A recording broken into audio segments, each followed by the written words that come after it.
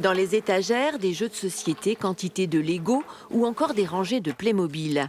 Très consciencieusement, Noah reconstitue un puzzle. Il vérifie si toutes les pièces sont là, mais aussi l'état du jeu.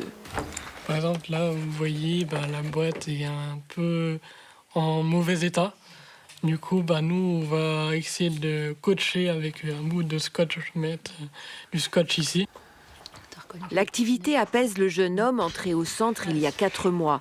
Dans cet atelier, les jouets arrivent d'Emmaüs Van chaque semaine et y retournent une fois réparés. Les puzzles de cette importance-là, ils disent 1000 pièces, mais c'est environ. Donc il peut y avoir un petit peu plus de pièces. On va dire que ça m'apporte beaucoup de réconfort parce qu'avant, je ne me sentais pas très utile avant de venir ici, dans ce centre. Et le fait de savoir que je le fais pour une bonne cause comme Emmaüs, ça réchauffe le cœur, quoi.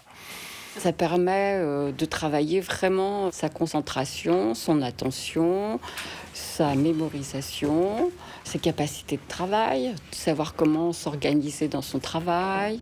Cet atelier, rénove jouets comme le sport ou la musique, sont des activités de ce centre dit de post-cure psychiatrique qui accueille une trentaine de jeunes patients sortant d'établissements de santé mentale. Un centre de réhabilitation psychosociale, c'est vraiment un centre qui va travailler sur comment se reconstruire après un moment qui a souvent été une rupture dans la vie avec l'émergence de la maladie.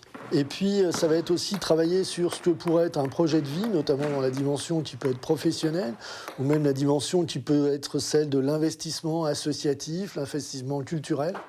Une étape transitoire de quelques mois à quelques années, sécurisante, comme un cocon, explique Davy, pour réapprendre à affronter le monde, vivre en société et retrouver son autonomie.